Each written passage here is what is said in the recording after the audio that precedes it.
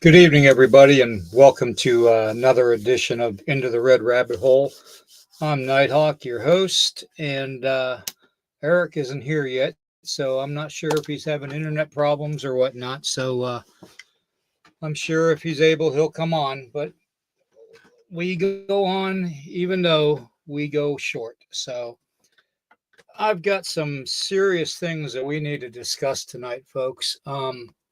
I don't know if you can hear how hoarse my voice is. I'm going to try and get through this and explain what I've been going through. And I'm going to read the disclaimer and say a few things before we get started. Deidre, happy birthday, by the way. A whopping 21 years old finally. So everybody out there, she's legal age now. So that doesn't mean take her out and get her drunk, though. So happy birthday, Deidre. You're a gem. You really are. I'm not going to disclose your real age. So, Corey, good to see you in the chat. Good to see you here, brother. In fact, I might even pull you on if a certain fluffy one doesn't show up. Carl, good to see you on here, man. Good to see Carl. Urso, great to see you. And Roxanne, great to see you too. Lori, good to see you. All right, who else we got in the house? Let's see, Dawn, good to see Dawn in here. Okay. Anyways, we are going to, oh, good, Corey. Okay, I'll keep that in mind. Let me get through the disclaimer and stuff, and I'll just put the link in the chat for you, okay? So, the only reason being my voice is getting kind of hoarse. Okay, the disclaimer is Nighthawk High Strangeness podcast channel and all the podcasts on the channel declare fair use of any and all content, including the music, to be used for the purposes of criticism, commentary, news reporting, teaching, scholarship, research, parody, and general knowledge only. And let's not forget the entertainment value. Per Section 107 of the Copyright Act of 1976, otherwise known as the Fair Use Act. Okay, so that being said, we also use the UCut editing app for all of our intro and outro needs. Overbuilt, good to see you. And that allows us the permission to use the music in our intro and outro and in all of our videos that we have. So that being said, I'm going to get rid of this picture, and we're going to get into the thick of things. First off, I want to let's see here. Let me get to this picture and take it off of there. All right, so you guys can see my lovely face. Okay, let me turn my camera on. Yeah, see what I did? Yeah, let's turn the camera off. Okay, there we go. All right. Oh God, that's too close. Let's see here. We got to make that further back. There, nice and small. Now you guys can't see me now, so all right, we'll go back to what we were. All right. Anyways, I posted a couple things on my Facebook page today, my personal page, and I hope some of you had a chance to read it. I have had a hell of a last 3 4 days. I've been experiencing things that really make me wonder. Okay. So, no, there he is. There's Mr. Fluffy. Yeah, sorry, I lost track of time on my phone. I was sitting there eating dinner, and I was like, "Man, it's getting about that Yeah. time." I couldn't find my phone, and What? I couldn't find my phone, and then I went, "Oh shit!" Hmm. Yeah, my bad. Well, we I already was got eating through the venison. intro and stuff. I'm gonna bring Corey on too, by the way, here in a little bit. Um, Sweet. so because my voice, I'm losing my voice. Um, and he might be able to pick up the slack from me not talking. Um, anyways, I was going to read something that I posted earlier today on my Facebook page, and then I was going to get into talking about what's been going on and tell you guys what I discovered about a certain connection. Wow, I just had an orb fly past me right here between the wall and me. Anyways, um, I'm just going to read it. It's it's kind of lengthy, but it's all right.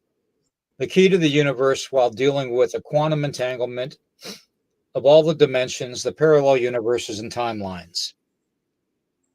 First, you need to realize that your brain is the lock, and it literally is the lock. Okay, it's the lock that has all of the knowledge that you were given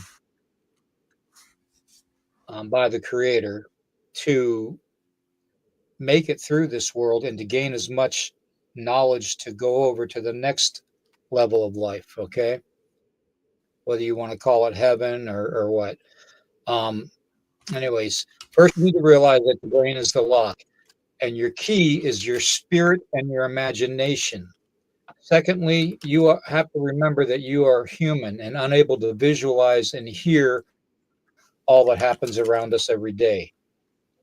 We are designed that way because we are mentally incapable of handling the amount of what we are to call supernatural and paranormal activity.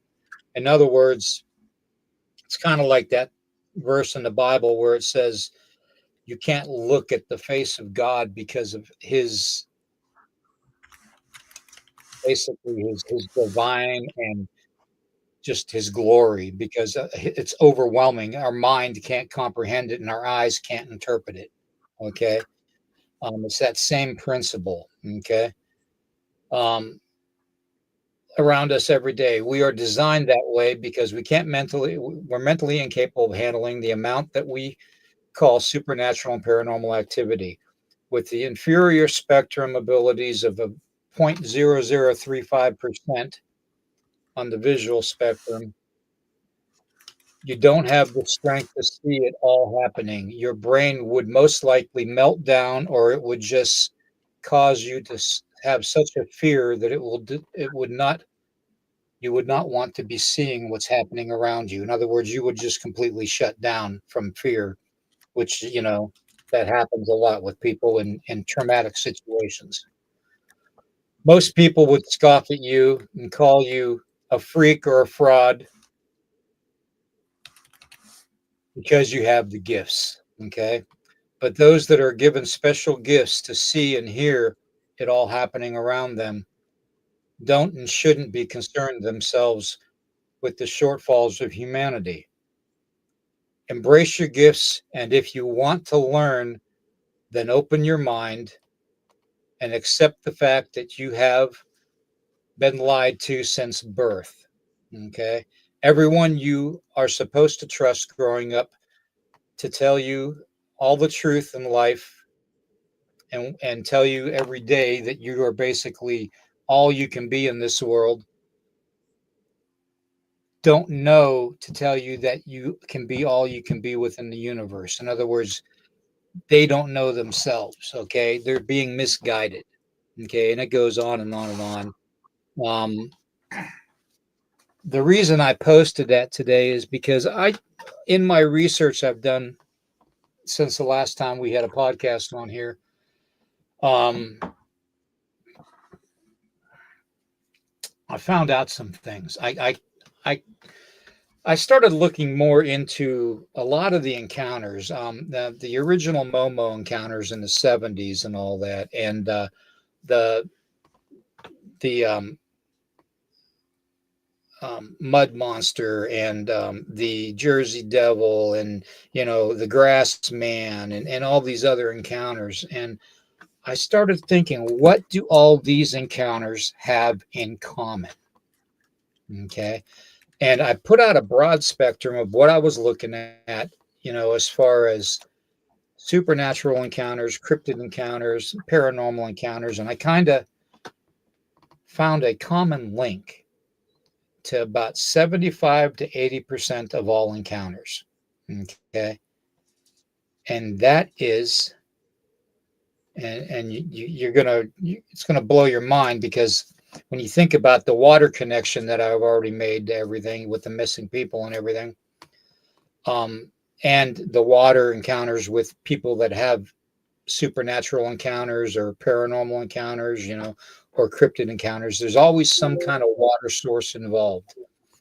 Now, whether it's raining or storming or that kind of stuff, or after a flood, doesn't matter.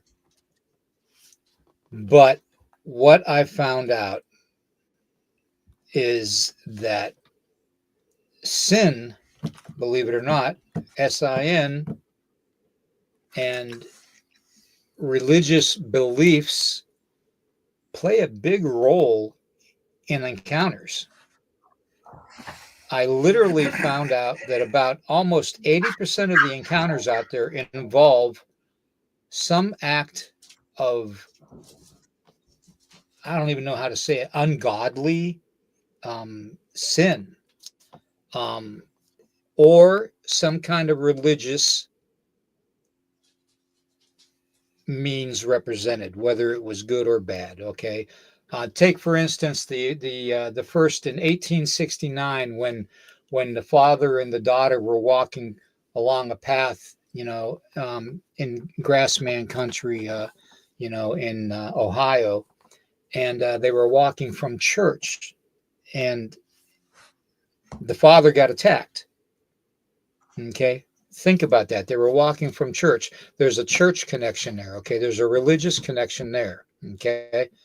So then I started looking a little further into it. And I started thinking about, well, what about all the other ones? What about, say, take for instance the Boggy Creek incident where the girls were in the trailer and they were having a sleepover and they were doing each other's hair, and they were what? They were gossiping. They were gossiping about boys and talking about boys when they had that original encounter in the '70s. Okay. Hmm. So, it's like, and that's not the only thing, you know, between that connection that I found and the water connection, it pretty much set proof to where I'm about 95%, 96% positive that we are living within such an entanglement right now, and the reason we're having these encounters is because our spiritual beliefs are reacting against the beliefs of the other dimensions, the other realms. Okay. You can call it levels of heaven. You know how they say, oh, I'm in seventh heaven, or, you know, you know, it's on cloud nine, those things, and are all different dimensions. That's the way back in the day us old folk would say things, okay, and state things. Now the term seventh heaven came from being a divine number, a number that represents God, okay. So that statement of being in seventh heaven means that you're being with God, okay. Now you go further into it, and like I checked into the Momo incidences, I checked into the Pope Lick monster incidences, I checked into the oh man, oh the bat thing in where is that, in Missouri, just over the Missouri line there, just over from oh, where was it, just over the line from Louisiana, Missouri, where Momo was originally seen. I can't remember that. Marysville, Mary. Anyways, it was a small little town back in 1903 that had this flying humanoid bat looking thing that was 7 to 8 feet tall, with the glowing headlights for eyes. Um, you know, turns out that the reason the bank manager and basically the guy that ran the town was also the mayor apparently at one time, but now that he's the bank manager, he was kind of not lawfully and respectfully and morally doing things right financially for the town. Big surprise there. You give one person the entire town on a platter, and what are they going to do? They're going to use it for their own good, not going to do the good of the people.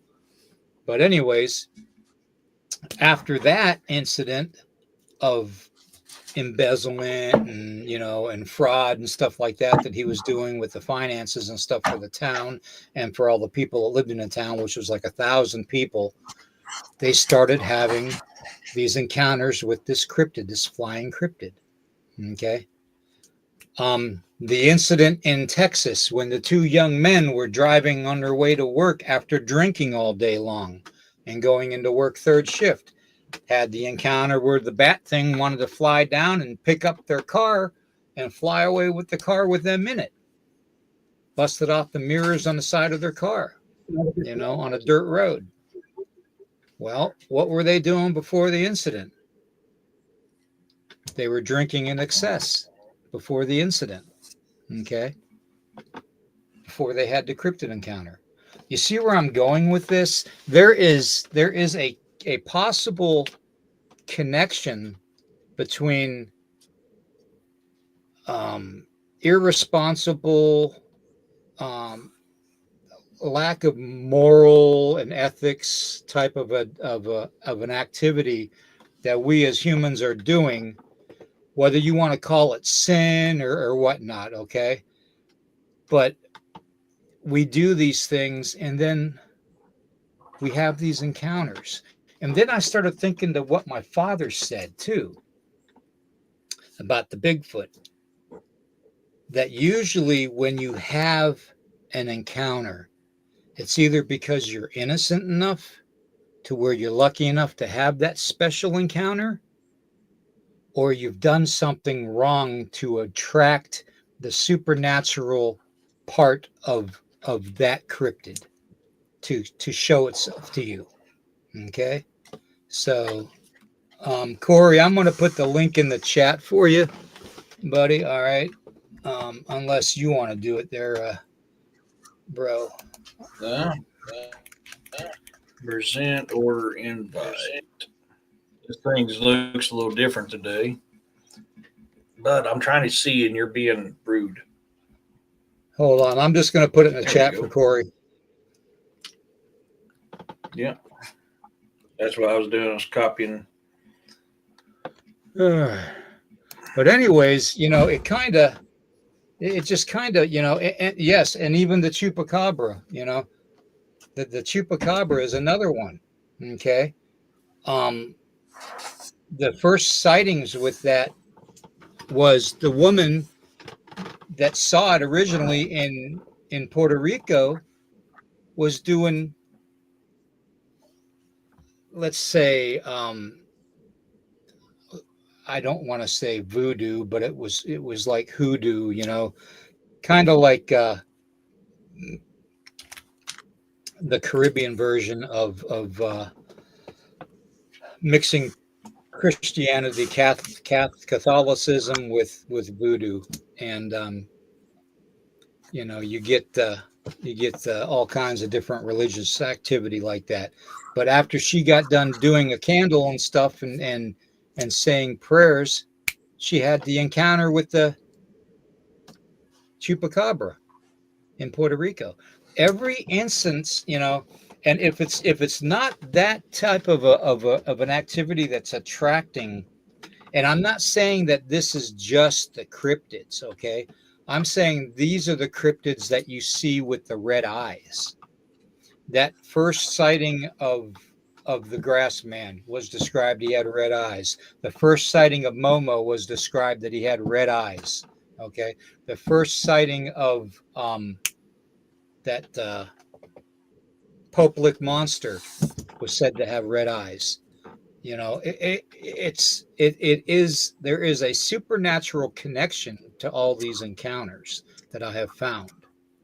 And I just found it very interesting also that at the same time, there's water involved too. Good to Mhm. see you, Corey. Hey, guys. You know, we often forget something very important that's talked about in the Bible, and that's when 1/3 of the angels were cast out of heaven. They fell upon the earth. We always forget that. We think that demons are in hell and stuff like that because that's what we were always taught. Hell's a concept that came from Norse mythology. In the Bible, it says that when the demons were casted down, they fell upon the earth. That Exactly. tells you they're with us Exactly. every single day. And I mean, think about all the discoveries that they're finding today too, though. I mean, look at the recent thing with the pyramids. I'm going to pop a couple pictures up. You know, they're finding this stuff out currently now. Okay. And these are just images of what is basically underneath the pyramids in their interpretation of it. Okay. Now, these images, are from LIDAR. Okay. So it's actually something to where it looks like this. Okay. Hmm. That's what LIDAR is. Okay. And And they're that's pretty how much it's going to look. confirming what we've been saying. Exactly. They're very much confirming it. But at the same time, now you've got these portals showing up all over the European Union, all over the place. And this is Hmm. recent, within the last week, that these portals have been seen. And they say, oh, it's just SpaceX or NASA or something. No, it was nothing. It was nothing like that. I watched this thing form. It is a portal. Okay. William. And something came through that portal. Something fell to earth through that portal. Okay. So, when we talk about these things, it brought me back to my encounter with the guy outside the window, the controller, he called himself. And he said that there were several hundred of them, which he could be one of the, watchers. Okay. And just came to me in that type of a form. But I started thinking about all of the paranormal activity happening and the supernatural activity increasing. And I started thinking about how it says in the Bible that there are going to be wars and rumors of wars. Okay. And we know, Eric, as well as anybody out there that's ever been in the military, and I'm sure David and Melissa can attest to this, that when you're in a time of war, weird shit happens. A lot of weird shit happens. Okay. And, you know, we aren't given time enough to question why it happens. We just have to accept that it happens and move on and do our duty. But, now looking back at it, you can almost make the correlation that it was because we were doing the worst of the worst. We were killing, you know? Well, and another thing is they keep a lot of stuff hidden for us. A lot of people don't know why we was in that big old kitty litter box. Wasn't because of this or that. It's because we were after ancient artifacts that were not of this world, especially one that's called a looking glass that Mhm. ties into the energies of the earth wherever they're at the time, and shows up to, I can't remember if it's 1,500 or 15,000 different scenarios of what the future could hold. Right, exactly. And we also found in 2003 the tomb of Gilgamesh, King Gilgamesh, Mm-hmm. and and the only reason we did that is because we had to retrieve his DNA because the elitist, a certain Clinton named Hillary, um, decided to take it upon herself and several other elitists to bring the remains back and try to reenact the rebirth of life, okay, by using his DNA, because he was basically half god. He was like a demigod basically. And Mm-hmm. we don't know whatever happened with that, God forbid.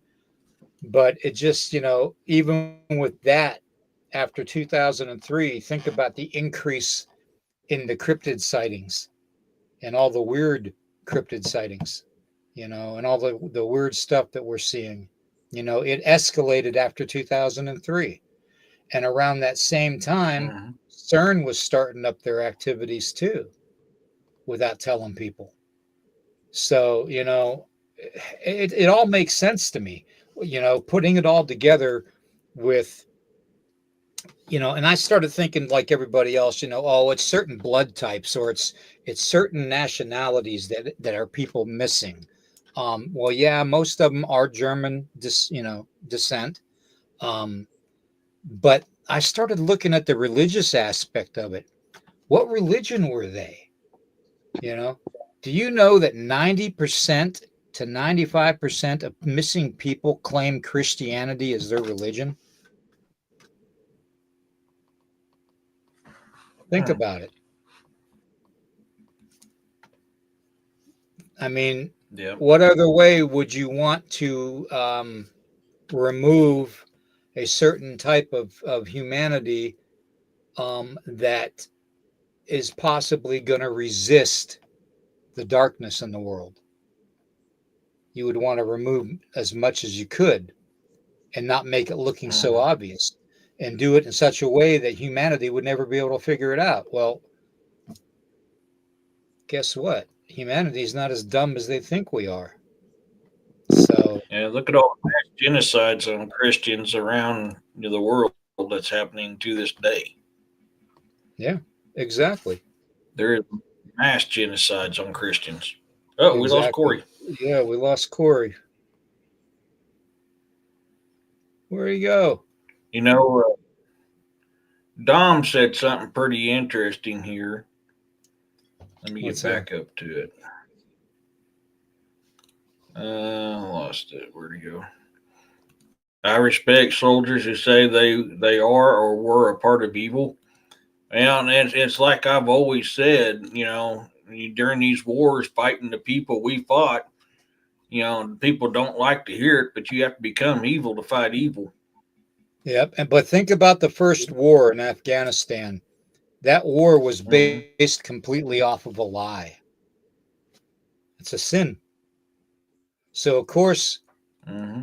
all of us suckers that were over there, you know, and all the wars before that, you know, we're having to deal with all the paranormal and supernatural activity and not being able to do anything about it, you know.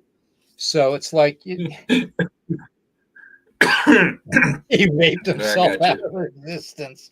Oh God, Big Windorf, it's good to see you in the chat, man. Oh wow, As that's people are funny. expecting meteor, spacecraft, storm coming, and all that stuff. Damn. Hmm. Yeah, yeah, I heard about that too. Overbuilt with about the meteor, but Hmm. there's so many connections to why things are ramped up, and it's been so obvious and that's how they do it. They make it so obvious that we'll never see it. But when I was researching it this week, I was like, damn, there's a connection here, because I looked deep into the the Pope Lick monster, the Mary's Marysville, I believe, was the one with the bat thing, the bat humanoid. Marionville? Marionville, yeah, that's it. And then Louisiana, Missouri for the Momo, and the Jersey Devil. I mean, think about it. Mother Leeds said, let it be the devil." Well, it turned out to be the devil. Okay, you're going to get what you ask for, and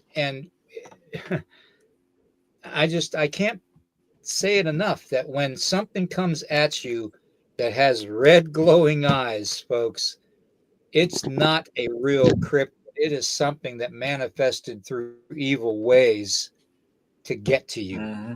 Okay. So I don't believe for one instance, and I'm not sure how Corey feels about that, but I don't believe for one instance that a red-eyed cryptid is going to be just a normal cryptid. I don't believe that whatsoever. I don't. It's like we said many times, things that feed upon fear take the shape of your fear so they can feed upon it. Yeah. I just found that Hey, research very fascinating. yeah, Dom, in a I way, got I agree with this statement, but there is a large part of us that are not that way. There's only a small group of them that are, and I'll admit that. And it's more on the government side of it than it is the military side of that, and I know that firsthand. I spent 13 years, 4 deployments in the military. You right. know, um, I could say that with because I was there, Oh, thank you, Trish. and I had clearances that some people didn't have clearances. Trisha, thank you for becoming a new member. You're awesome. Yep. Thank you very much, Tricia. I But I mean, brother Corey, William is your here can mic working? testify to. Is Can you your hear mic? me? Oh yeah. Okay. Yeah, I can hear you now. All right. All right. Red means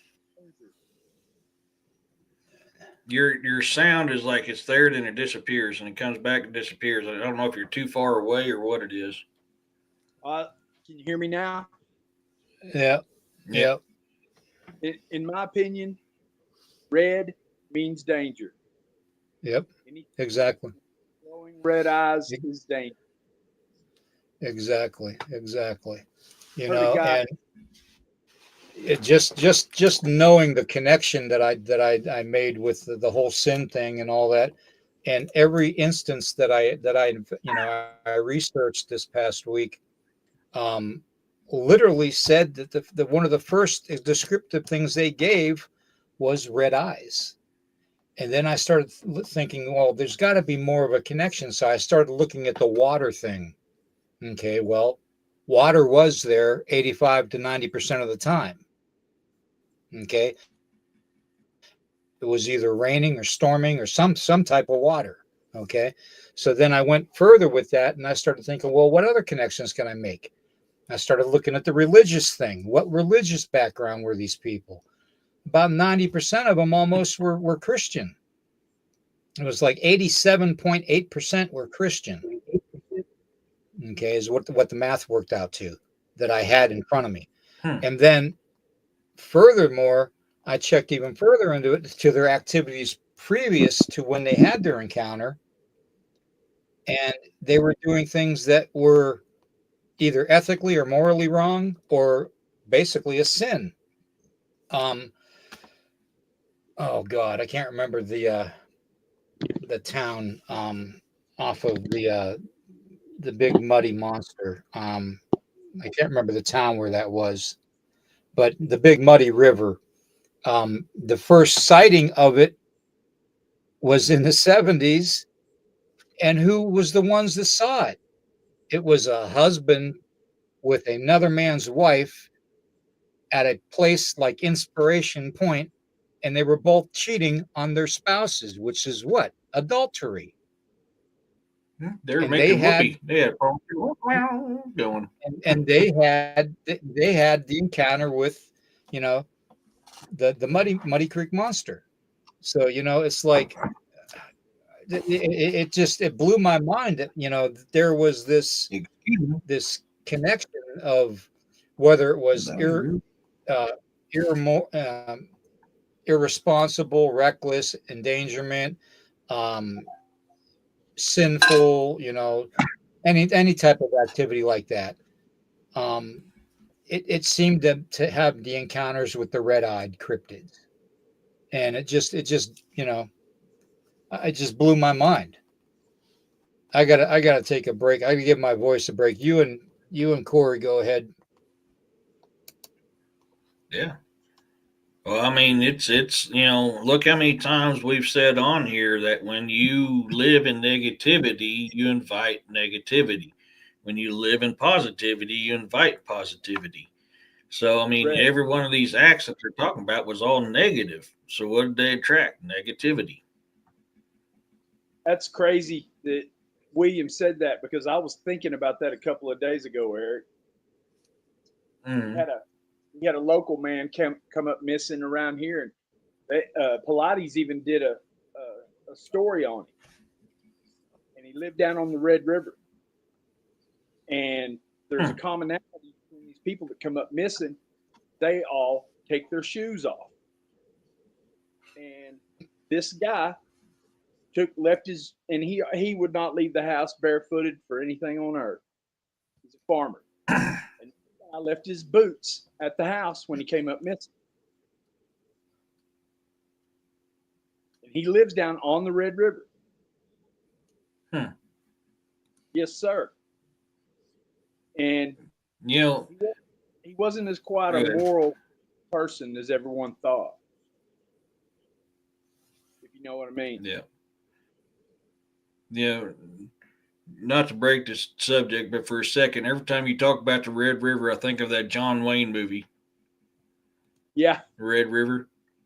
yeah. It's where the wild things are.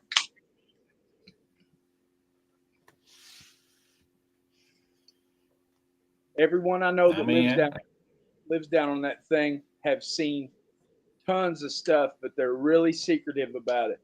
They really don't like to talk yeah. about it, and it's like pulling teeth. Well, I mean, and that's that way in a lot of places, even around here. I'm able to talk to certain people around here that say, like, even you or even Da who used to live here but lives in Springfield. People won't talk to him because he's not a local. Yeah, And we I was at the chiropractor last Friday and was talking to a gentleman, and we got on the subject of the Dallas County cannibals, which is something that's not well talked about around here. Which Moon Valley ain't but a crow's spit away from me. I mean, it's not far at all. And he would talk. The people who I engaged on this conversation would talk to me because, well, I'm a local. I'm a good old boy, however you want to put it. And even though they know I do this stuff for a living, they still would talk to me about it. And the stuff that I heard on there pretty much backs up a lot of stuff the DA found out. Well, I'm going to go back to that one comment that was made about about negativity can be, or I guess it was negativity or something, can be an invite too. Yeah, positivity is a trap as well. That's true, but I'm not talking about your normal flesh and blood cryptids. I'm talking about the more Mm. of the all of the sightings of the red-eyed cryptids, the ones that almost feel like they're self-illuminating, like, you know, or the eyes light up in some way, shape, or form, like beacons. I mean, not just your normal reflectiveness from headlights or flashlights and stuff. We're talking really illuminated. Um, Mothman sightings. You know, kids are out driving around in a TNT factory trying to, go out and, break windows and stuff, throw rocks, set off fireworks, make out in their cars, and boom, all of a sudden Mothman shows up. Mhm. Mothman had red eyes, bright red eyes. So, this is what I'm talking about. I'm talking about the supernatural effect of manifesting cryptid activity. And, the whatever you want to call it, you can call them demons, jinn, whatever you want to call them, the darkness that's in this world, that is equivalent and a direct result of the fallen ones, um, can basically mimic anything that is Mhm. alive. I mean, they are the original shapeshifters, you know. Think about all of the legends of, like, Zeus and stuff changing into a swan to woo, to woo, an earthly woman. I mean, it's just, you know all these legends and these stories connect. And one of the connections I found, other than the water, with all the missing people and all the encounters, whenever they mention red eyes, it's something that the person did or didn't do that brought forth that entity. Okay, that red-eyed entity. Okay, and like I said, the father and the daughter walking home from church in 1869 in Ohio. They didn't ask to be attacked by a red-eyed, grass man, you know, but Mhm. it happened. Why? Well, the connection I found, like all the others, was the religious connection. The fact that they went to church and they were walking home from church. Okay. Maybe, just maybe, the darkness, the powers that be, took offense to that. Maybe they had other Yeah. plans for those two, you know? I mean, we have to be able to separate the supernatural from the flesh and blood. And I've always said that from day one, since I started doing these investigations and stuff. I've always said you've That's got to why I put got. them in two separate categories altogether. That's Altogether. kind of why I got this comment highlighted back up again, because it's not so much cryptids we're talking about that's doing this stuff. It's the negative supernatural beings that are, and people are mistaking them as cryptids when they're not really cryptids. They're supernatural. They're evil, supernatural, negative beings.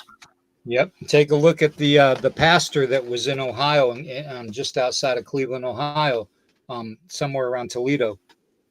He was, you know, having like a church meeting with all of a couple of his investigators and stuff, because they were the ones that were going around investigating the Men in Black sightings around that area of Ohio. And this was back in the 80s. And all of a sudden, the church started shaking, and trembling like an earthquake. Things were falling, off his desk and stuff, and during their meeting and all that. And these supernatural beings manifested themselves right there inside his office, inside the church. Okay. There's a connection there to the evil, the darkness, the demonic, the jinn, whatever you want to call them, you call them whatever you want. I call it the darkness. Okay, the evil, because I'm not going to And name it just one thing. the thing is we don't study past religions, past beliefs, and past traditions. This is why I'm very big about this stuff, because if you study these ancient ways, pretty much, hey Ryan, pretty much every single one of them talk about their gods being able to transform themselves. Every single one of them has an evil beings that have resided on this realm long before humans. I mean, jinn is Exactly. one of them.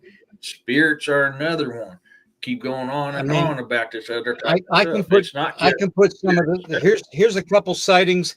Here's a couple sightings coming from my dear friend in Green Township in Pennsylvania, and he's a very good guy.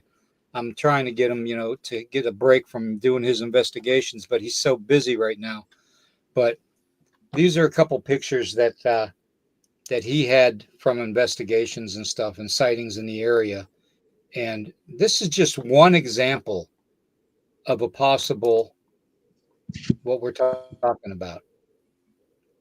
Now, when you ooh, think of something evil, that that's looks like demonic something looking. evil. Okay, that is Hmm. definitely demonic looking. Okay,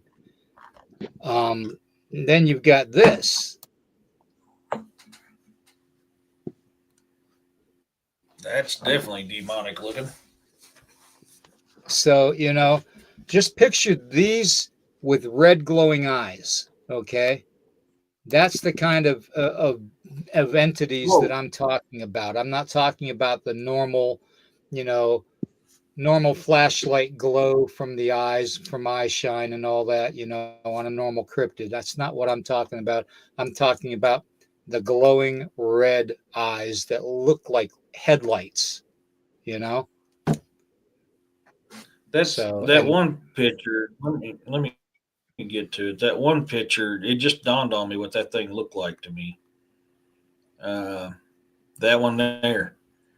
Let's see if anybody else can guess what I'm thinking when I just saw this. When I saw the shape, I saw the mouth, I saw everything about it. There's a certain mythological creature that pops into mind when I see that thing.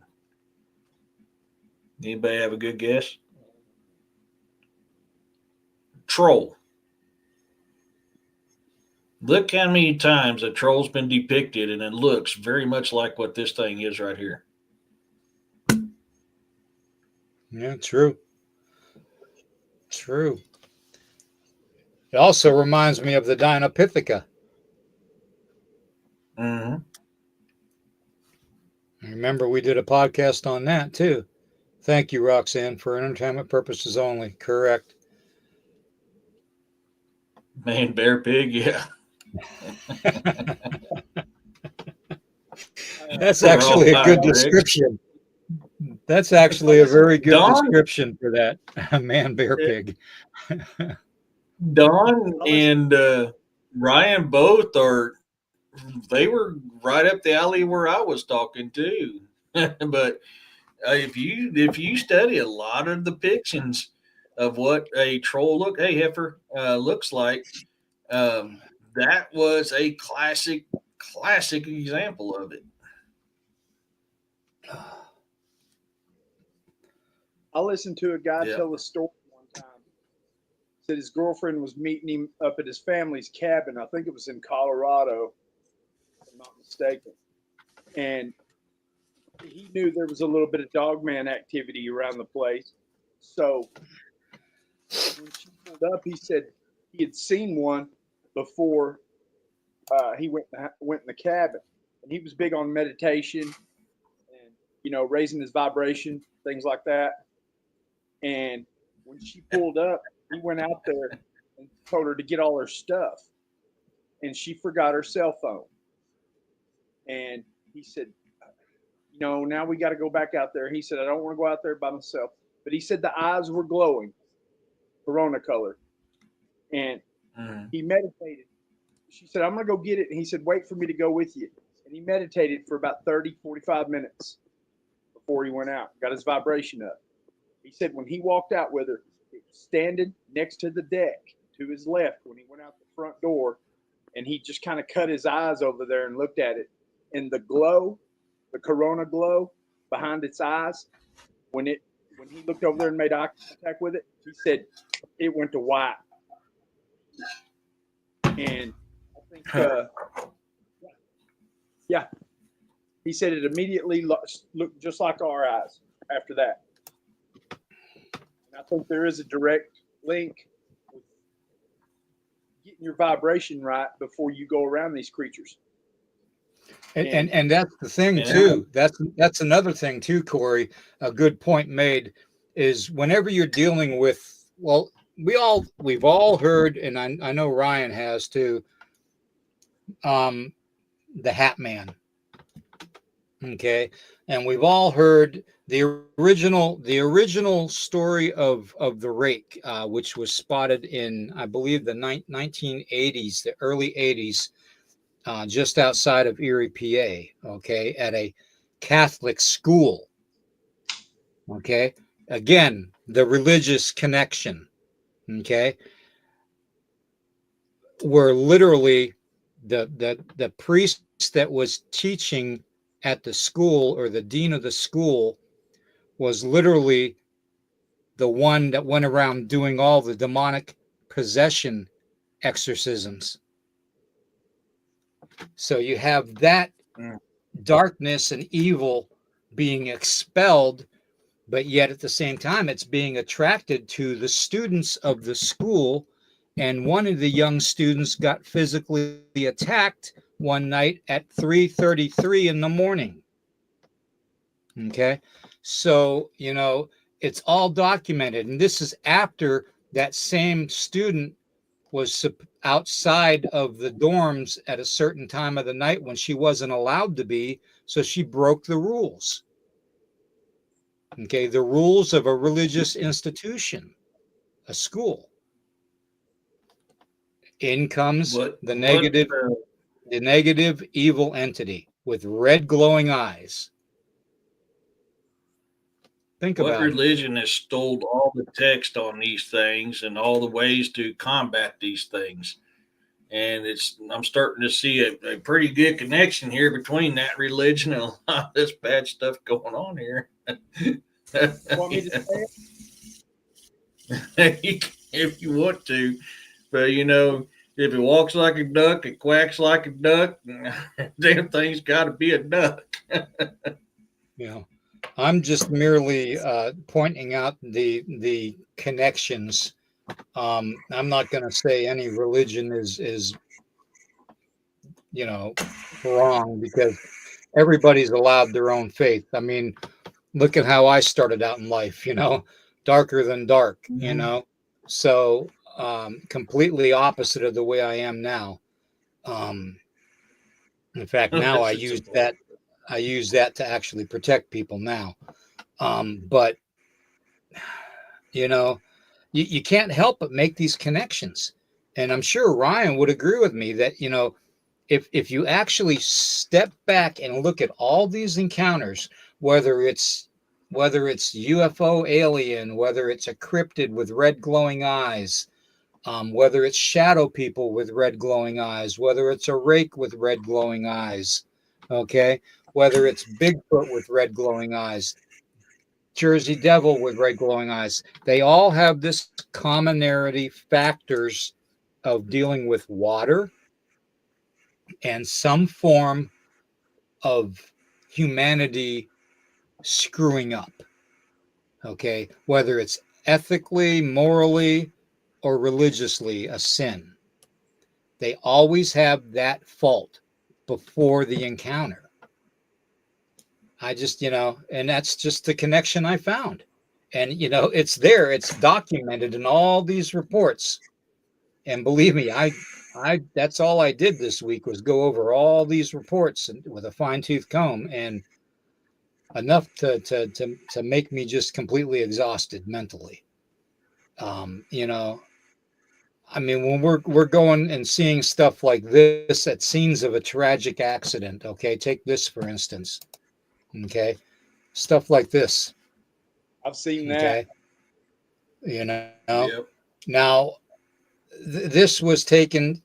Is that the soul of the person leaving the body? I do believe so. Or is it the entity coming forth at that tragic point in time of that incident happening with that individual? Okay. So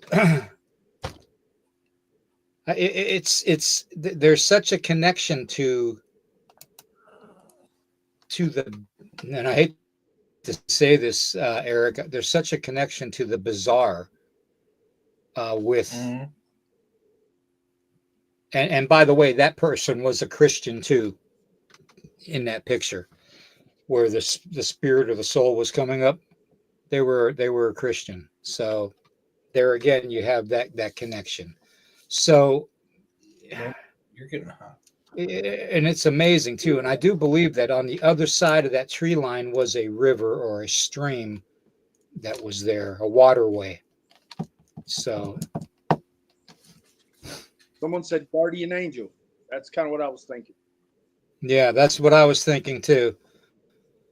But it just seems like a lot of these encounters that there is the connections, but we were looking at the wrong thing. We were looking at the art, the possible blood type link to missing people and ethnicity of the people, but we didn't look at the spiritual aspect of it.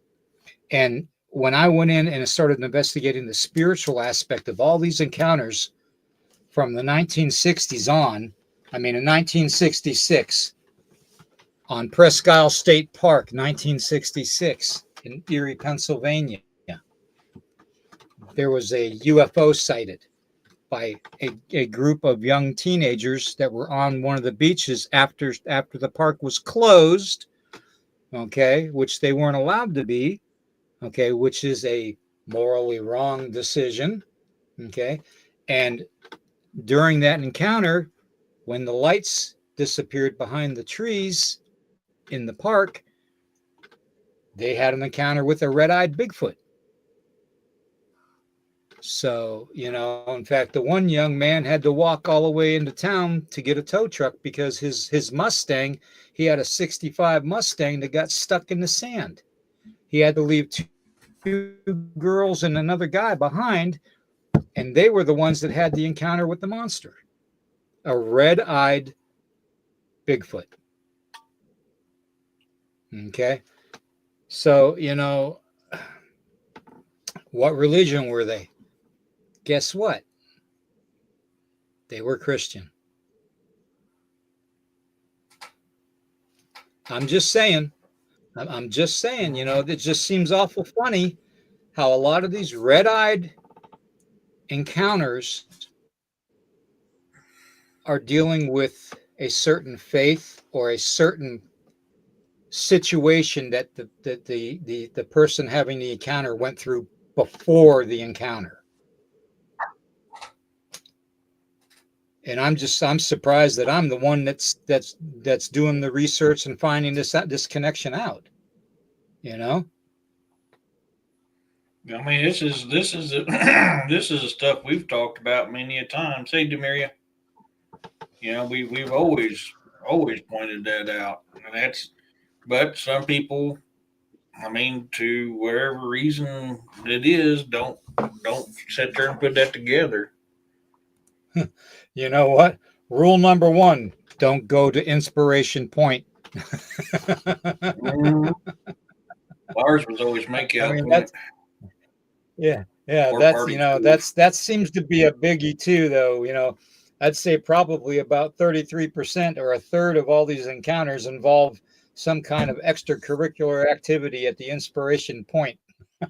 So, I have never done that in my life. Me neither. It's Deidre's birthday today. She's 21 and never been kissed. I'm 21 and never been kissed too. That's what I tell everybody. I've never done anything wrong. I've got a yeah, but halo. you've been screwed. You've been screwed because you were in the military. You know shit. You know shit.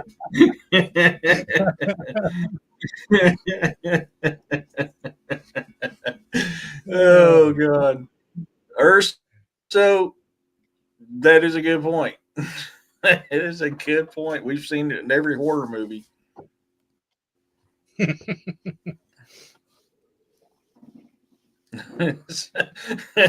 Not Bigfoot himself, but a type of one. Yeah, Ryan, definitely. Pretty much. Oh crap. He's the one keeping the critters out of your shorts. Brings a whole new meaning to Jason Voorhees, you know. I wonder if his you know how Jason Voorhees, you know how he's coming because you hear I wonder if Bigfoot's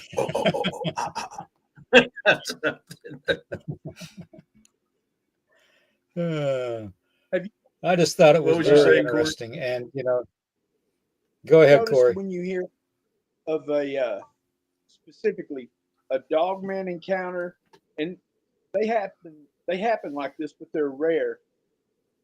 But when someone has a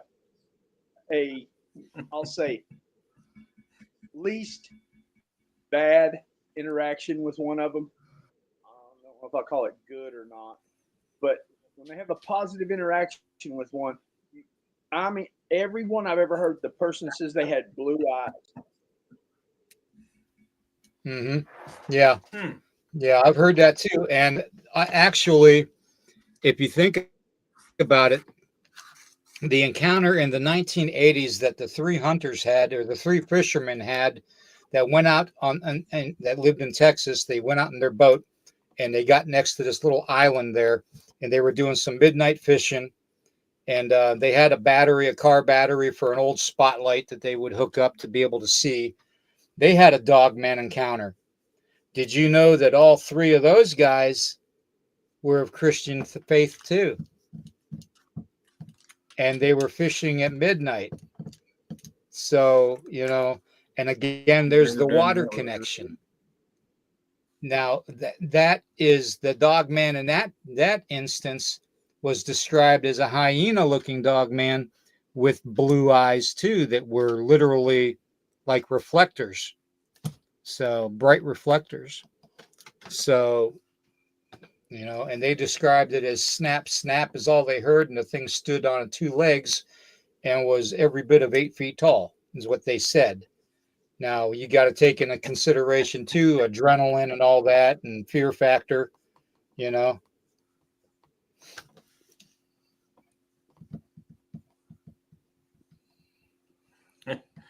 Musk says he's seen Mothman once.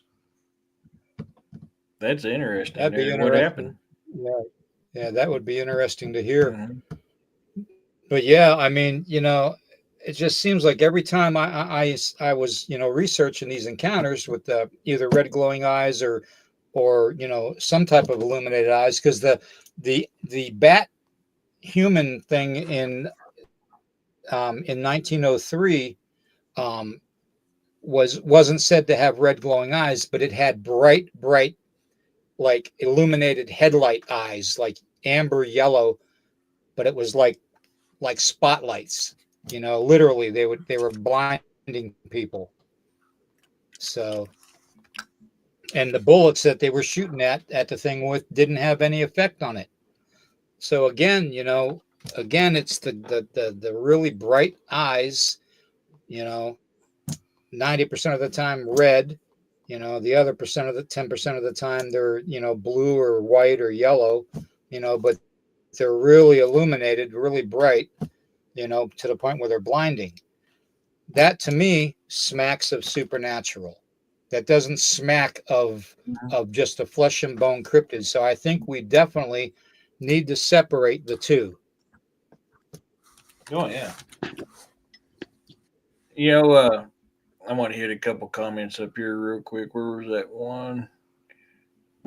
Bigfoot Dwarf says, if I had an encounter with a similar Bigfoot, that would make both of us red eye. Yeah, I know what you'd be doing. Shaking and baking. To put it in YouTube terms. Shake and bake, baby. Shake and bake. Musk said it flew over his house and on Beecher, and he says, where did I miss it? Well, first off, he said during the Flint water crisis, Oh, I in gotta Flint, get back to Michigan. calm Yeah. music. Yeah, and then Well, he there you says go. like a few weeks after my aunt died. Oh, geez. I'm sorry to hear that. Yeah, that's Mm-hmm. I just I just can't believe we haven't made that supernatural connection.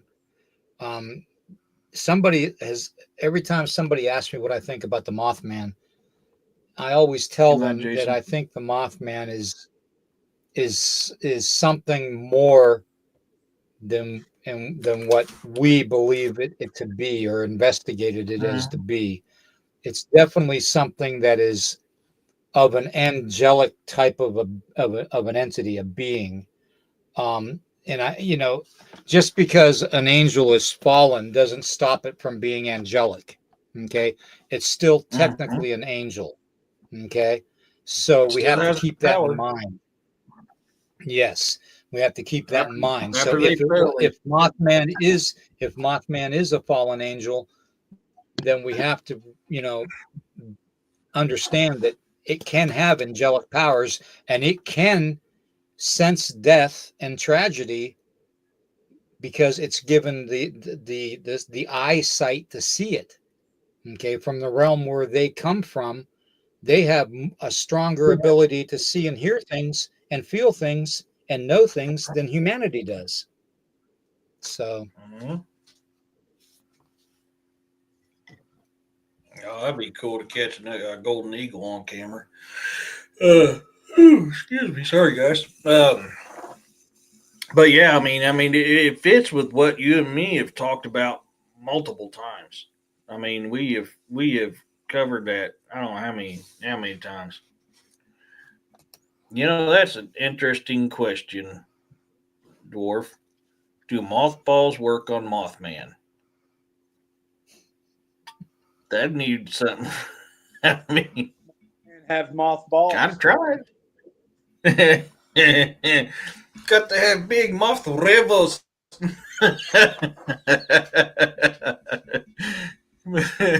Who's got big balls? We got big balls. I love that song. Damn it, it popped in my head when we was talking about that. again, we've gone off the rails.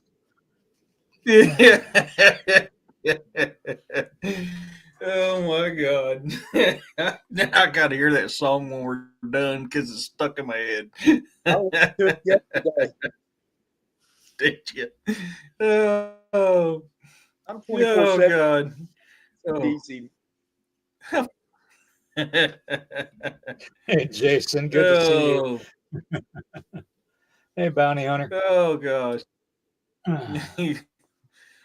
Do you think they manifest into what we want to see? Yep, I definitely do. Or a higher percentage that they decided to shape into us from our fears and beliefs. I mean, Or what you even if don't you're a want. believer or not, yeah. Yeah. Even if you're a believer or not in these things, you know what these things are. You've been exposed to what these things are in one form or another. So, deep down inside, you're going to have a fear for it. And if you have a connection that, William and I have talked about many times where it's a primal warning system against these things that's ingrained inside of us, these evil entities are more than capable of tapping into that. And a lot Well, of times your fear the could one be not thing, just your fear, but yeah, they hunger for our fear. They literally your, eat and survive energy wise off of the fear of humanity. So the more fear that they can impose on humanity, the stronger they become. So if you don't show mm-hmm, fear and you stand strong in faith, they can't do nothing. And that pisses them off more mm-hmm, than anything. And raise So, your vibration. It mm-hmm, yep. creates a barrier around you. Just like that guy talked about meditating before he went out when he knew the dog man was there. And then when he talked about it taking the Yep. out of his eyes.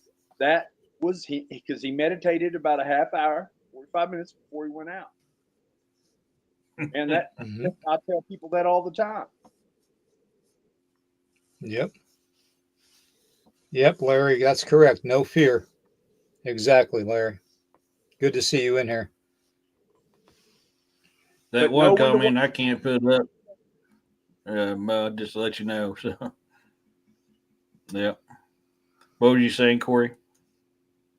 I said no fear, but know when to back away. Thing about Yeah. fear, people misunderstand greatly. They really don't understand this pure, hard fact about fear. It is okay to have fear, but you need to learn how to turn that fear into your weapon. You put it in your Yep. arsenal. If you let it control you, then you lose everything. But if you control it, you have the upper hand. And people don't Yep. understand that. It's a fire. Hmm. And if you lose control of Fear it, can win many of battles. it's what's Fear kept can us. also Well, lose a lot. it's just like, what I said in that statement today on Facebook, words, emotion and thoughts and visualization and faith are your tools. Guard them and use them well, because that is your set of tools that you're to use, that we're given to discern the dangers of the darkness that's around us every day. Because if you Hmm. think about it, the whole quantum entanglement thing, you know, you have all the timelines. See, all the timelines are on one hand, all the dimensions on the other hand, and they're just knotted together in one big mess. Okay, at those points where every one of them crosses over each other, those are the points where we're going to have the most activity. Okay, those are because it's such a mess that it's a blending of everything, and we're going to see everything in one swoop. Okay, and that's why sometimes, well, that's like that sighting in Colorado of the pterodactyl, back in the 90s, where they videotaped it, with it, or the flying dinosaur in the 1800s that was spotted in Texas, you know, where the hunters were killed, you know. So, Hmm. I mean, when you have quantum entanglement, it's going to overlap to a point to where we're going to be able to visually see it. And it may only be just a split second in time for us, but it could be a lifetime on their end. So that's just the problem you have when it comes to quantum entanglement. Carl, the cryptids check under the bed for you. You shouldn't be checking you're under your bed for cryptids. Oh, did you guys hear about that one incident Ooh, about the you guy that talk was about that found video? underneath no, the guy that was found Oh no, underneath the little girl's bed? The little girl came out to the no. babysitter and said to the babysitter, there's a monster under my bed. There's a monster under my bed. Well, the babysitter said, oh, there's no monster under your bed. I'm going to take you back and put you back in bed. So she took her back and put her back in bed. No sooner 5 minutes later, the little girl came running out crying and screaming, there's a monster under my bed. You need to look under my bed. Well, here she took her back in. She says, okay, I don't believe in monsters. She goes, but I'll look under your bed for you. And the babysitter got down on the floor and looked under the bed, and here there was a dude under the bed that used to live in the house. Oh wow. The monster under the bed, and he had a protective order against him. So you get children are going to they're not going to little kids like that, they're not going to lie to you when they're that frightened.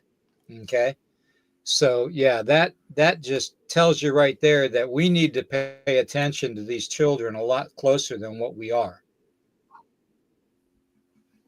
because it doesn't gotta have to learn. be. You- Yeah, yeah, it doesn't have to be an actual monster under the bed. It could be a human under the bed, but to the child, it's a monster because it's dark.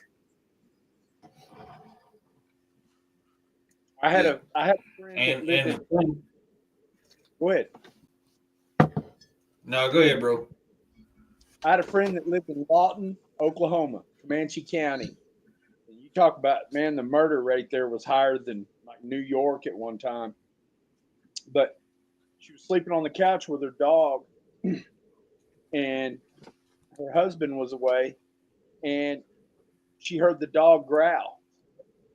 And she watched this guy walk by through her living room and go to the hall and go to the bathroom. Hmm. And come to find out, he used to live there. He was mentally ill, and he was going to go work on the toilet.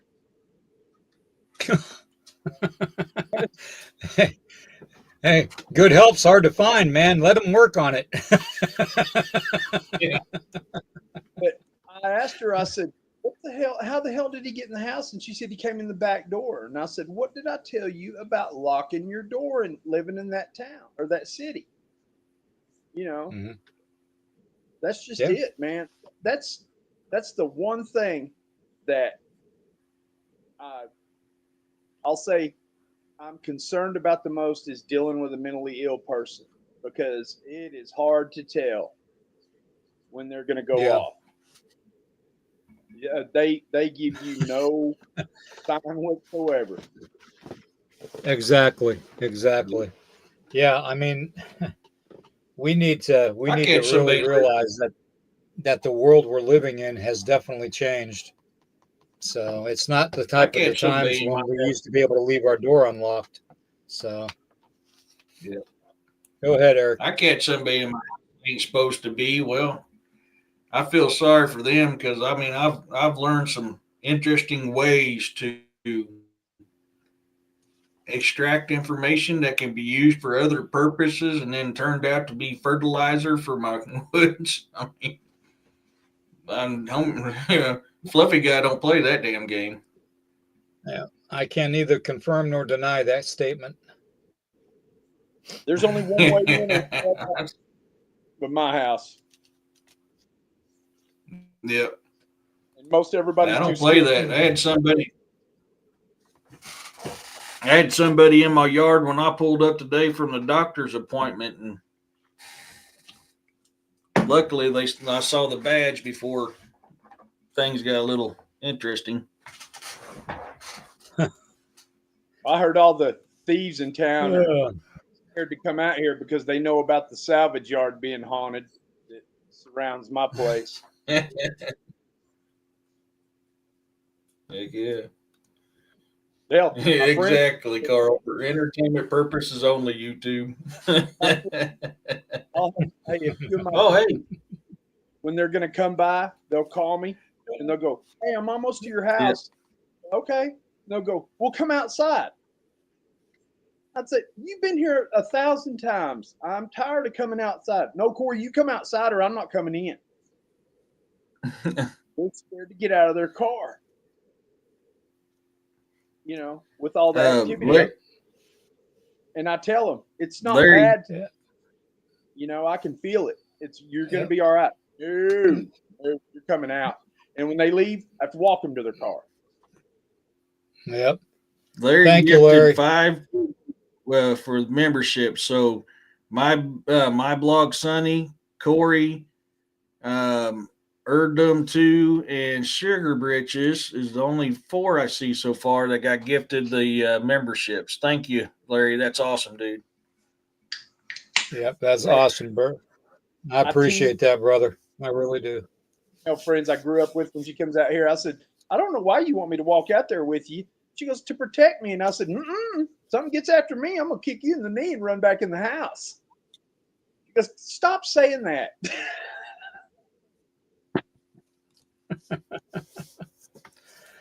Hey, Camo Dad, good Damn to it, see you. Camo. Camo Dad. Why'd you have to bring that up? Hey, Misty. Yeah, I like that. It's not You are it's not technically waterboarding if you use diesel. That's true. It's technically correct. Yes. Oh, God bless him. Oh my God. Oh, Never heard Camo that. Dad's awesome. If we Camo ain't Dad cut is from the awesome. same damn cloth, I don't know what we are. I'm God telling you, dang. man, he's awesome. He is awesome. Hang out with Camo Dad. Hey, I know a lot of ways for electric shock therapy and how good it can work. That's all I'm gonna say. You'd be surprised, man. You get a bunch of Marines drunk and bored on a weekend, you find some entertaining ways to keep yourself occupied. Heck, me and my buddies used to taser ourselves. Really? Oh my God, dude. Yeah. I'm so glad. So I got a couple kids. Go ahead. Sorry. And stuck one to his tongue one night. I said, "You better quit. You're getting close." And he goes, "I know when to pull it back." And it blew him back out of the chair. No, yeah. Oh, yeah. Yep. So there's a couple kids we hired last year at work. I mean, 21, they're than 20, 21 or 22, I think is where they're at. Well, I'd pulled out this little tube out of my passenger seat of my truck because I thought it was somebody's little juice for their vape deal.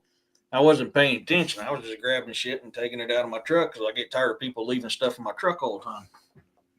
And come to find out, it was pepper spray. And I was like, oh, well, shit, I'm going to keep this. So we got on the subject of pepper spray. I was like, oh, this stuff's good. And they're like, what do you mean? I said, man, I love this day, Bryce. I said, I love this. I mean, I'll spread it in my side of my mouth and everything. It helps clear the sinuses. They're like, you ain't got enough hair on your ass to do it. And I said, really? So we walked out the shop door and squirt, squirt, and went to rubbing it in real good in my mouth. And they're like, holy shit. I was like, you going to do it? They're like, no. I said, you tell me this old fucker here can do it and you can't? I mean, it's just pepper spray. It's only 5.3 million Scoville. Oh, I still can't get them to do it. They just, huh? That's a large amount of Scoville. It was good. It opens up the sinuses. I was like, do you realize how many times I've had this used on me? I said, we had to do it every 6 months for qualification in the Corps. 5 million Scoville will disintegrate the paint off of a vehicle if you just keep it straight on there spraying it. Yeah. This one's 5.3 million Scoville is what it was. But I mean, I like it. My algae are jacked up. It's like the gas chamber. I love the gas chamber during algae seasons. That stuff gets up in there. I mean, it just cleans your sinuses out. Pepper spray does the same thing. I used to grow habaneros. I know all about the Scoville unit. Camo, I know nothing about the E4 Mafia. It does not exist. Wink, wink. No such thing. E4 Mafia is a myth. It's just a myth. It doesn't exist. I have a buddy who my God.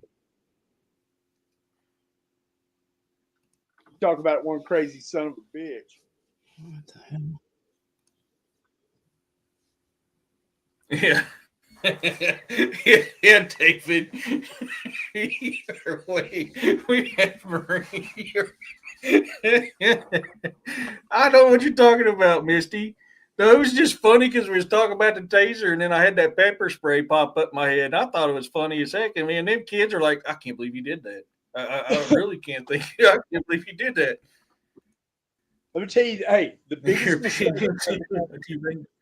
mistake I ever made when I was a kid, I busted open a habanero to see how hot they really were. Not when they came out and they were big.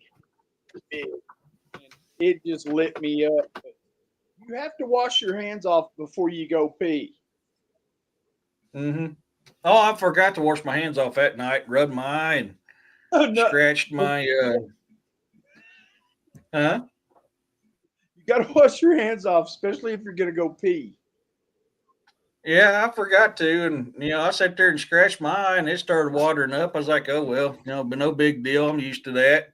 Then I had a little itch, Yeah. and yeah, I remembered. I remembered to wash my hands off after I still had that I pepper like spray on there. I let's started let's crying. let's reference Bounty Hunter Bear's comment here. Yes, I was reading that. What do you think? Some extrasensory stuff, but extremely materialistic and acts bossy. Well, that's that's not uncommon to tell you the truth, especially if it's a guy. um, Yeah. some people reference certain, how do I want to say it, certain beings in throughout history. I can't tell you the hundreds of um, women that I've met that are supposedly reincarnated Mary Magdalene. Um, Yeah. it's Mhm. like, I'm sorry, but there can't be 1.5 million of you Mary Magdalenes walking around. I mean, Here's she was friend. good, but she wasn't that big, that many. So I, yeah, there's I just, or they reference somebody else like you know Janice Joplin.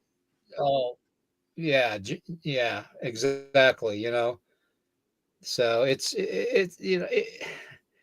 I usually just nod my head and smile whenever somebody tells me that they're reincarnated somebody. Um, Mhm. I've had I've had hundreds of people tell me, oh, you look like Sitting Bull, and you're his ancestor. Maybe you're a reincarnated Sitting Bull. I said, no, no, I'm not a reincarnated anything. I'm really not. I have ancestry. Yes, I do, and I have wisdom because of that ancestry, but that doesn't make me Sitting Bull. I mean, let's just face it, and just because you have certain gifts and certain ideas, or basically have a certain rapport with a certain historical being. Okay, and I'm using being as the whole word, because I don't believe in the multiple pronouns, that's out there. So I'm going to use being. But Mhm. yeah, just because you have something in common with something from the past doesn't necessarily mean that you are a reincarnated, reborn, whoever they're claiming to be. So that's I'm sorry, but that's just to me that's a little When absurd. when the ego comes in and they expect to, you should honor me because I'm this. That is the very very first sign for me to go, fake, click. you know, Sorry, I'm that way. I've seen it too many times.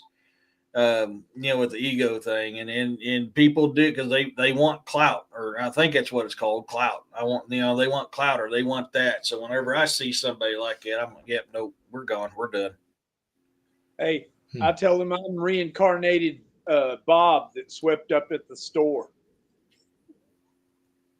I'm not anybody famous. Yeah, yeah, they're in rare form tonight. Yeah.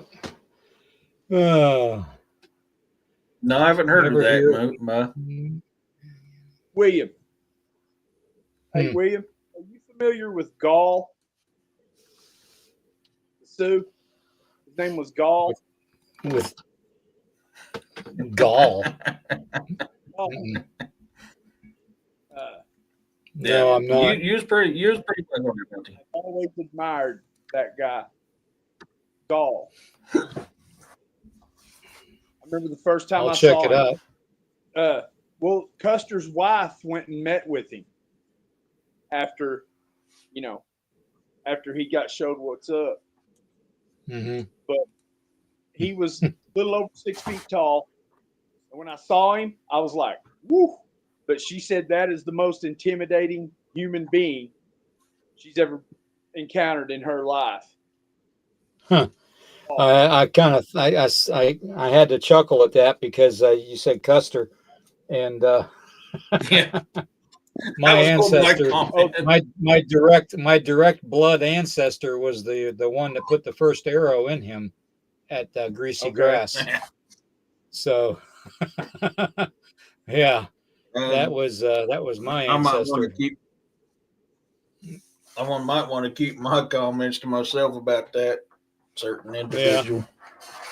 yeah. Yeah, That's I meant I was all decked out in my American Indian movement stuff one day, and I was going through West Virginia, the Panhandle part of the state, and I went into a Sheets, which is like a corner, convenience store type of a thing, real big, and that person walking out saw my Native American patch and stuff on the back of my jacket, and my colors and stuff that I was wearing, and he turned and he goes, I'm a Custer. I said, "Oh yeah, okay, that's great, man." I said, "You're a relative of Custer." Well, my cousins, and my immediate bloodline was the ones that put the first arrow in Custer and took his scalp. And he just looked at me like, "You son of a bitch." But turns out there's a lot of Custers in West Virginia and Virginia. So, it was a mistake. but He was that was probably the better part of 20 some years ago when I had that running. So, anyways, that's all I had for Yeah, tonight, guys. yeah. No, I mean it's your research goes right along with what you and I have talked about many a times. I mean, Yeah, it's just more evidence in the toolbox towards what we've been saying, you know, and it makes a lot of sense. It exactly. really does. Yep, you You know, know, exactly. I'm Exactly. William, what, Corey? that's the You're cut. third Yeah. time you've brought up a subject that I had been thinking about prior to the show in less than a week. Now, great minds think alike, bro. Mhm. Uh, Yeah. No, I mean it really does, you know, and I mean seriously though, look how many times we tied that. I mean, so whenever I mean, look at the areas I've investigated. It's got a lot of negativity. Look what I've ran into in them areas. Prime example where I'm doing that werewolf yep, investigation at right now. I ran in something in the woods that was very ancient, very freaking evil, and there was a lot of negative stuff that happened on that land years ago. Is that why it's there? yep, I'm pretty sure that's probably the reason why it's there. It makes a lot of sense. But this is exactly, something exactly. way, way old. Whatever this was Yep, old. You can tell, you can feel it. It was old evil magic. Ancient. yep, Very, yeah. I just found it. very. I just found it very interesting having all the connections that I found through my research this past week, with a lot of it having to do with certain religious beliefs and certain um, sins, connected to the red-eyed beings that are being seen, that are making themselves appear as cryptids. It's the same old. It's the fact that they thrive off of humanity's fears, so they manifest in a form that they feel is going to extract as much fear out of you as possible to energize them. It's the same Mhm. theory as when we see these unidentified flying objects, or UAPs, as the government likes to call them, um, over highly magnetic areas, of the world, highly, EMFs and all that in the area, to basically get the energy, or they run along ley lines, or they go inside volcanoes or into the oceans, you know. Again, we have that connection to the water, I mean, it's just, it is what it is. You've got such a connection to the supernatural negativity with the red-eyed beings and stuff, whether it's, the Hat Man, whether it's Bigfoot with red eyes, Jersey Devil with red eyes. It doesn't matter. You name any cryptid out there, even Goat Man with red eyes, Pope Lick Monster, all of them, Every time the encounter involves red eyes, I can guarantee at least 85-90% of the time that those people involved in those encounters are going to have a Christian faith, okay, some kind of Christian faith, and they would have had done something either to benefit that faith or to harm their faith, like a sin, okay, or borderline sin. So, all right, Carl, have a good one, man. Get some sleep. But Yep. that's You that's know, all I had for tonight. I just, I thought that connection yeah. was really, really, really able to be found, and just it's weird because we are such living in we're living literally in supernatural times. We really are. So, but that being said, if everybody could please like, share, and subscribe. Um, I put a short video up on the members only site this past couple days ago. It's like a 5-10, not even a 10-minute video. And I've got more coming. The other day I was out, working on the car, because on Tracy's car, because the battery keeps dying. I got to spend another $150 to get a battery for it. Come the first of the month. But you know, I was talking on the video about, how we're fighting an invisible war with supernatural powers, that we're not fighting flesh and blood and bone. We're fighting supernatural. And as soon as I got done with that video, no more than 5 minutes after I got done with that video, and I posted it on YouTube on the members only, Black Hawk helicopter, no markings, completely jet black, flying around my whole area, one big circle. After about a half an hour, it was gone. So somebody's listening and somebody's watching. So it's to be They always expected. are. Yeah, it's to be expected. But if you can, go to the store for our channel here. I'll put the thing up on here for you. It's bonfire.com/into the red rabbit hole, and it'll pop up and you'll see all kinds of t-shirts and mugs and all kinds of stuff. And we get a little bit of the profit from it, which helps us out. So, or if you can, Larry, again, you're phenomenal, bro, for doing that with the 5 memberships. That means a lot. Or you can, go to any one of the places, and you can do a super sticker, a super chat, whatever you want. Or the GoFundMe, there's several different ways you can even, we even have, let me put it up here on the screen so everybody can see it. I even have that, which is called the tip jar. Okay. Which basically, Crap. with the rules that a certain presidential person signed off about not taxing tips, means I get the 100% of it. So I just put that up there for that. And that's through PayPal. So, but that's through the nighthawkcreations.net. That's a storefront that I used to have. Now it's on Venmo. So, but tomorrow morning, 11 a.m., we'll be back on. I'm not too sure whether I'm going to have one Sunday. It depends on how my voice feels. I'm probably going to have to give it a break. So, but we'll see. We'll see what happens. And why don't Tomorrow you guys night, go ahead? I may not have. Tomorrow night, I may not have a show because my daughter's got to play.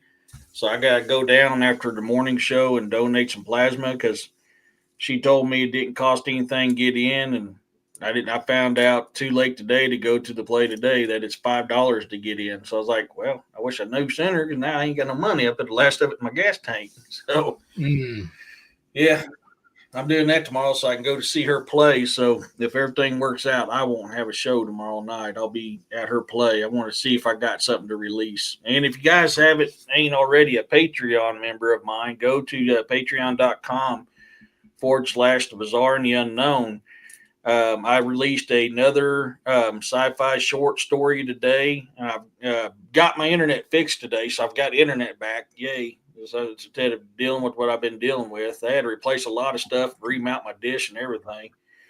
But I went ahead and got the next 2 weeks short stories to be released out on Patreon, and to my high end yard readers, I don't have PayPal overbuilt. To my Patreon readers, or my INYAR readers, the sci-fi short stories. I put a thing out on my Facebook to that, see what people thought about me turning them sci-fi short stories into a book, and it seems to be overwhelmingly everybody wants that. That is available for you guys to start checking out. Every story that's posted on the Patreon will be in that book, so that is available for you guys to look at. Hey, I just noticed Juno's in the chat. Good to see you, bro. Oh, Daryl said he didn't see the link to the store. it's on the bottom of the screen. It's https://www.bonfire.com/welcome, and then whatever the code is there, it'll take you right to the site. Or you can just Google bonfire.com/into the red rabbit hole, and it should pull it up. So, but yeah. Corey, what do you got going on? What you got doing with your channel? Anything? I've got a few personal things going on right now. I'm trying to get it kicked off. The state of Oklahoma had a little problem with me having a driver's license about 10 or 12 years ago, so I'm trying to get that back right now. But it won't be long. Okay. But one thing. Well, let me know if I can help. I can always add you, like I said, as an admin on this channel, and you could put out, whatever podcast you want, as long as it doesn't interfere with Eric's or something I've got scheduled. You could do it. I want you to put me on every night Eric's on.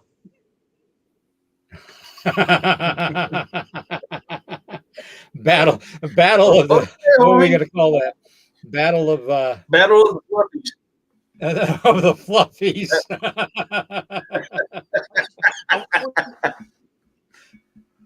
What's that old Japanese movie? What was that old Japanese movie that they made with the Gargantuans? Battle of the Gargantuans with the green one and the brown one. I gotta look that up. No, everyone in chat, if you don't know this already, listen to everything you can and learn and call it what you will, but put it in your toolbox if you're going to deal with stuff like this. And remember, it might be something William told you. It might be something Eric told you. It might be something I said one night, because I listen very closely to people who are knowledgeable in this subject. You can always, it might help you some night or some encounter you have, or just one thing somebody said. I don't know how to take that, George. Two favorite idiots. I had to put that one up. Anyways, I had a nice I talk. laughed my butt off. Yeah, I had a nice chat. I had a nice chat with George earlier today, so it was kind of nice talking to him. Phenomenal guy. We're gonna get him on here sometime. Misty, good to see you. Oh, there's Robin, hey, good there's to a see you. that I want to get on my show eventually. A bunch of you guys. I want to get Camo Dad on here. Yes. We got to do a survival show, bro. Me, Eric, and everybody. We got to do a survival show. We really do. No more sharing secrets about the M4 Mafia. It does not exist, Camo Dad.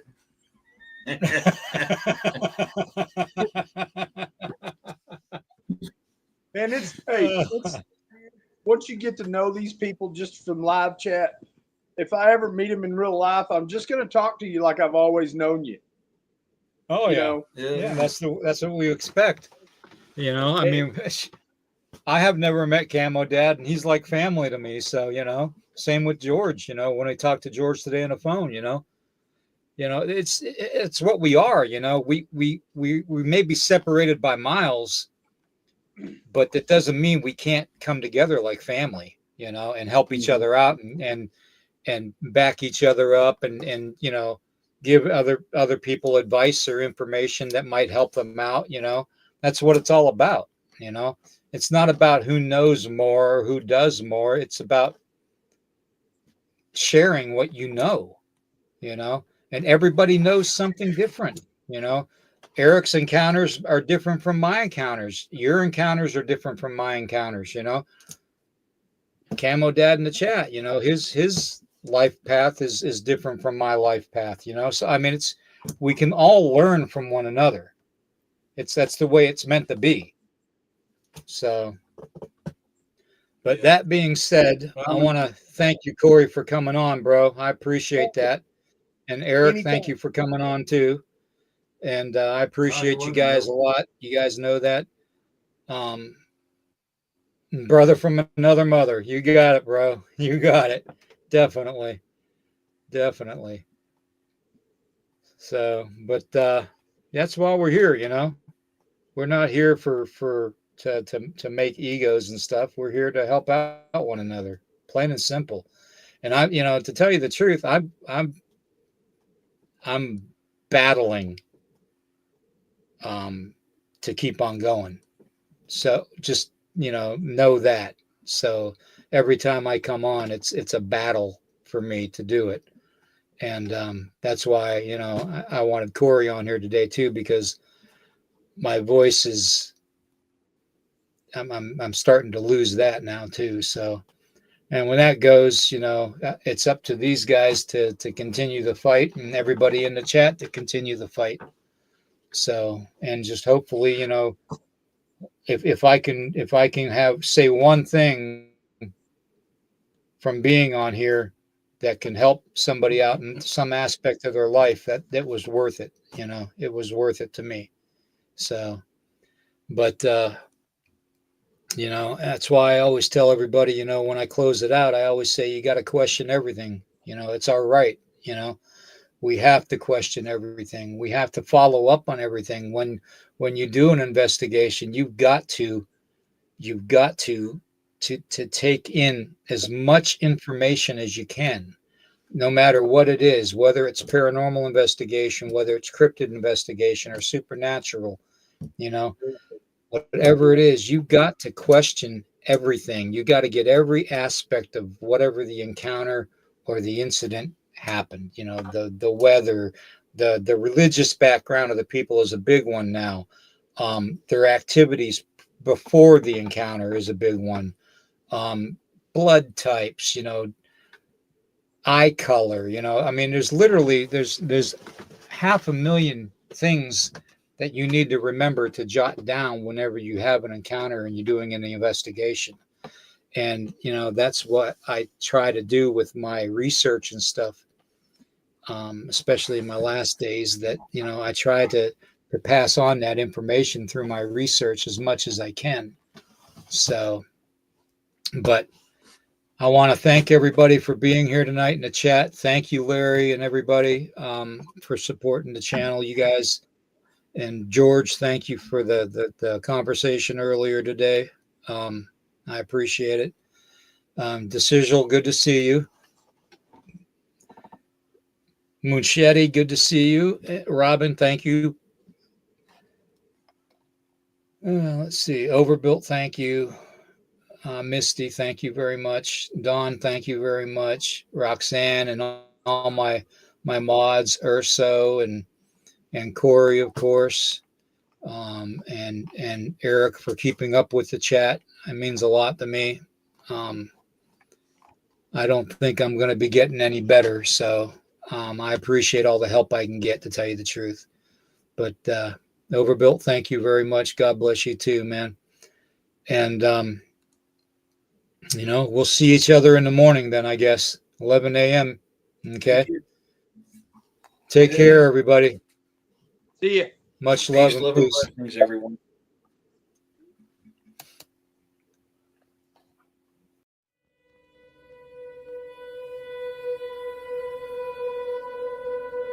Thank